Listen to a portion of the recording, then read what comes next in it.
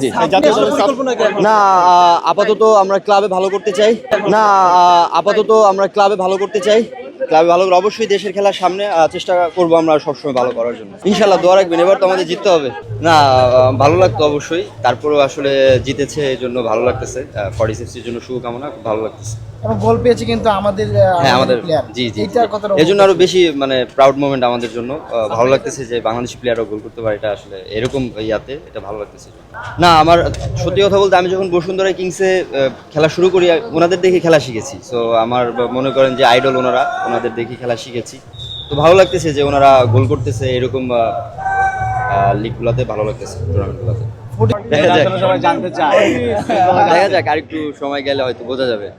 না অবশ্যই আসলে আমরা খেলতে পারলে তো ভালোই লাগতো। হয়তো ইনশাল্লাহ আবার সবকিছু ঠিকঠাক থাকলে সামনেবার আবার খেলবো ইনশাল্লাহ। একটু যদি আভাস দেন, মানে যদি কোনো সম্ভাবনা থাকে আর কি। একটু সময় না গেলে আসলে বোঝা যাচ্ছে না। দোয়া রাখেন। Thank you. হ্যাঁ থ্যাংক ইউ। কথা চলছে না মানে ম্যাচ জিতেছে এই জন্য বেশি ভালো লাগতেছে। আচ্ছা দোয়া রাখবেন।